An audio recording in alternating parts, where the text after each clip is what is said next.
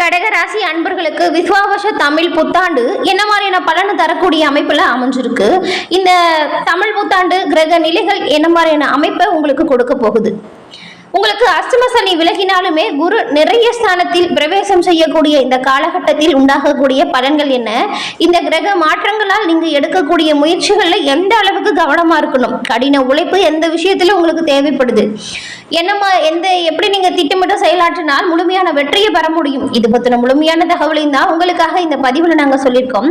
அது மட்டும் இல்லாம இந்த மாதத்தின் கிரக நிலைகள், கிரக நிலை மாற்றங்கள் உங்களுக்கு உண்டாக்கக்கூடிய பலன்கள் என்ன, நீங்க கடந்த காலத்துல கண்ணீர் விட்டு அழுதுட்டு வெளியே சொல்ல முடியாத அளவுக்கு நிறைய கஷ்டங்களை சந்திச்சிருப்பீங்க. இதற்கான தீர்வு எப்படா வரும் அப்படின்னு காத்துட்டு இருந்த நிலையில இப்ப தமிழ் புத்தாண்டு பிறந்திருக்கு. இந்த தமிழ் புத்தாண்டு 2025 விசுவாவசு தமிழ் புத்தாண்டா பிறந்திருக்கு. பல சோதனைகளை தாண்டி வந்த உங்களுக்கு இந்த மாதத்தின் மூலம் இந்த தமிழ் மாத பிறப்புல உங்களுக்கு உண்டாகக்கூடிய பலன்கள் என்ன அப்படிங்கிற முழுமையான தகவலையுமே இந்த பதிவுல நாங்க சொல்லியிருக்கோம். இந்த பதிவு நீங்க பயன்பெறும் வகையில் அமையும், அதனால ஸ்கிப் பண்ணாம முழுமையா பாருங்க. நீங்க இப்பதான் ஃபர்ஸ்ட் டைம் நம்மளோட சேனலை பாக்குறவங்களா இருந்தா மறக்காம சப்ஸ்கிரைப் பண்ணி வச்சுக்கோங்க. கடக ராசிக்கு விசுவாவசு தமிழ் புத்தாண்டுல பல சாதனைகள் வரும். ஆனா கடந்த காலத்துல இருந்த சோதனைகள் தீருமா தீராதா அப்படிங்கிறது தான் இப்போ நாம பார்க்க போறோம். அதுக்கு முன்னாடி உங்களுக்கு இந்த தமிழ் புத்தாண்டு அப்படிங்கிறது கலவையான பலன்களை தரக்கூடிய அமைப்புல இருக்கு. ஏன்னா அஷ்டம சனி விலகிட்டாலுமே குரு நிறைய ஸ்தானத்திற்கு பிரவேசம் செய்தார். ராகு அஷ்டம ஸ்தானத்திற்கு வருவதும் கேது தனஸ்தானத்திற்கு மாறுவதும் இந்த கிரக மாற்றங்கள் எடுக்கக்கூடிய முயற்சிகள்ல கவனமா இருக்க சொல்லுது. அதே போல கடின உழைப்பு தேவைப்படக்கூடிய ஒரு விஷயமும் இருக்கு. உங்களோட செயல்பாடுகள் வெற்றியை தரணும் அப்படின்னு நீங்க நினைச்சீங்கன்னா சரியான திட்டமிடுதல் அவசியமான ஒரு விஷயம். உங்களுக்கு கிரக நிலைகளை பொறுத்த வரைக்கும் கடக ராசிக்கு கர்மஸ்தானமா இருக்கக்கூடிய மேக ராசியில சூரிய பகவான் உச்சம் பெறுகிறார். லாபஸ்தானத்தில் இருக்கும் குரு அடுத்த மாதம் விரயஸ்தானமான 12ஆம் இடத்திற்கு மாற்றம் பெற போகிறார். உங்களுடைய ராசியில செவ்வாய் இருக்கிறார். தைரிய ஸ்தானத்தில் கேது பகவானும் இருக்கிறார். சுக புண்ணிய ஸ்தானத்தில் சந்திரனும், கர்மஸ்தானத்தில் சனியும், சுக்கிரனும், ராகுவும், புதனும் சஞ்சாரம் செஞ்சிருக்காங்க.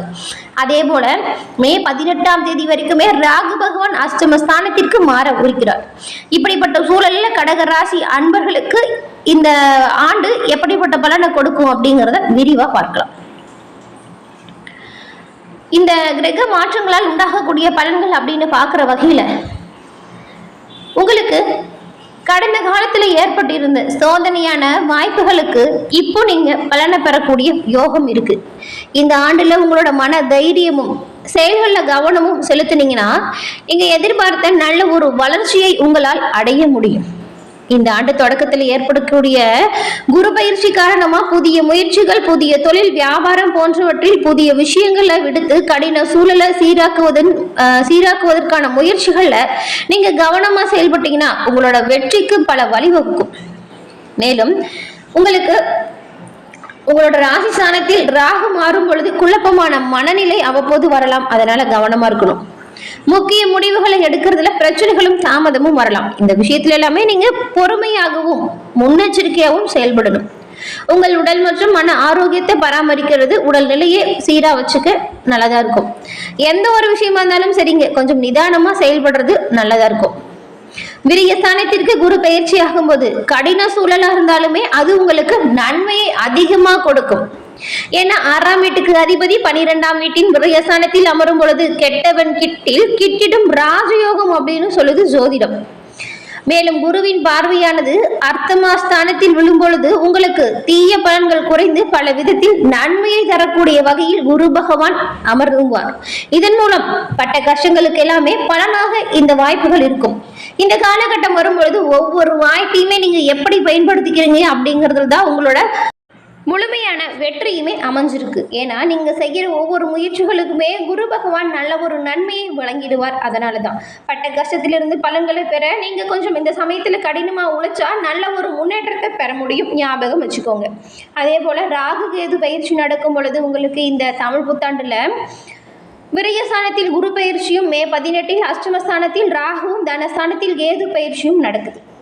கேதுவின் அமைப்பாளர் உங்களின் மனம் ஆன்மீகத்தில் நாட்டத்தை அதிகரிக்கக்கூடிய வகையில் அமையும். அதே சமயம் ராகு அஷ்டமஸ்தானத்தில் நுழையும் பொழுது உங்களோட மன சஞ்சலம் அடையலாம். அதனால உங்களோட இலக்கை அடைவதில் தாமதம் உண்டாகலாம்.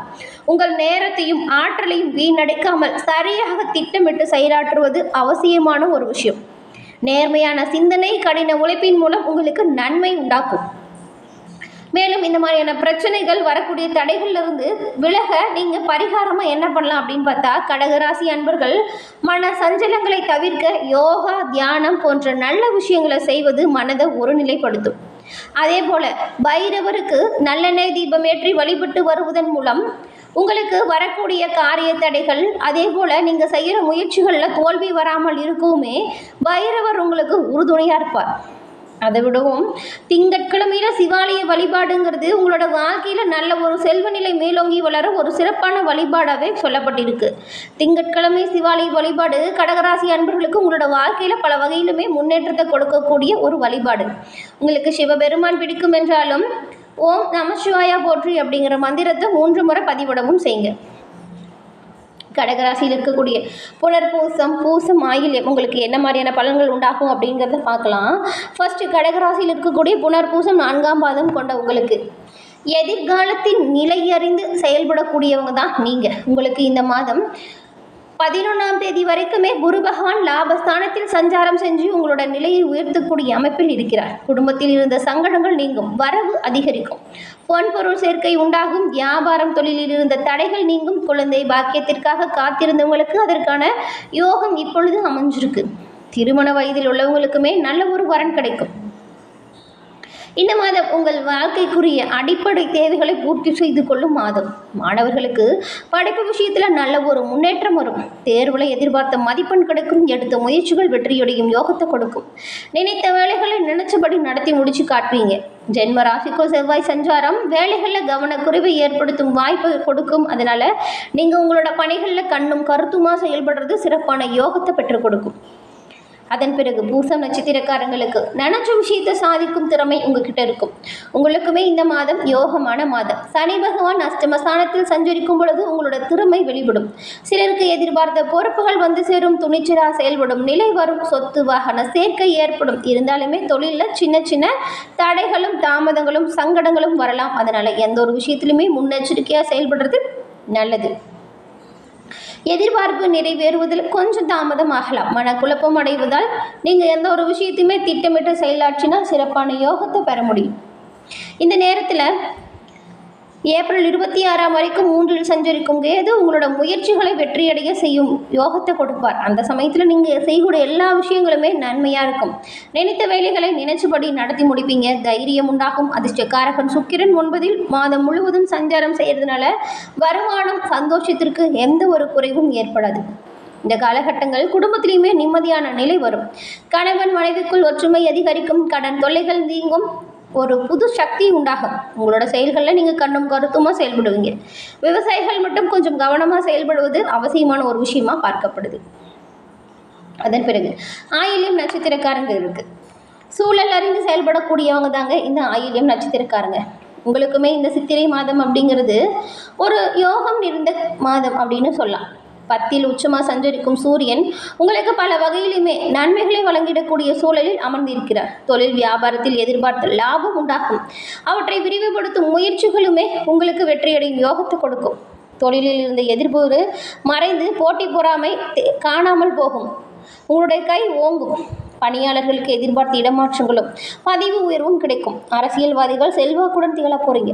இந்த மாதம் யோகமான ஒரு மாதம் தாங்க கடகராசி அன்பர்களுக்கு. ஏப்ரல் 30 வரைக்குமே புதன் பகவானும் 10இல் சஞ்சாரம் செய்யும் பொழுது சொத்து சேர்க்கை வரும். வங்கியில் கேட்டிருந்த கடன் கை வந்து சேரும். சிலருக்கு புதிய ஒப்பந்தம் வரும். லாப குருவால் வாழ்க்கை வளமாக இருக்கும். குடும்பத்தில் நிம்மதியான நிலை வரும். தைரியமாக செயல்படக்கூடிய சூழல் இருக்குது. திருமண பாக்கியம், கனவு நனவாகும். குழந்தை பாக்கியம் கிடைக்கும். உடல்நிலையில் மட்டும் நீங்கள் கொஞ்சம் கவனமாக இருக்கணும். அதே போல் வாகனத்தை இயங்கும் பொழுது வேறு எந்த ஒரு சிந்தனையும் இருக்கக்கூடாது. இயந்திர பணியாளர்கள் விழிப்போடு செயலாற்றுவது சிறப்பு. எந்த நோய் வந்தாலுமே உடனடியாக மருத்துவரை அணுகி சிகிச்சை எடுப்பது நல்லது. மாணவர்களுக்கு தேர்வு முடிவு சாதகமாக அமையும். தற்காலிக பணியாளர்களுக்குமே நிரந்தர வேலை வாய்ப்பு கிடைக்கும். வேலை தேடுபவருக்கு நல்ல தகவல்கள் கூடிய விரைவில் வந்து சேரும். இந்த 3 நட்சத்திரக்காரங்களுக்குமே வரக்கூடிய பிரச்சனைகள் தீர, மேலும் நீங்கள் மீனாட்சி அம்மனை வழிபட்டு வருவதன் மூலம் சிறப்பான யோகத்தையுமே பெற முடியும்.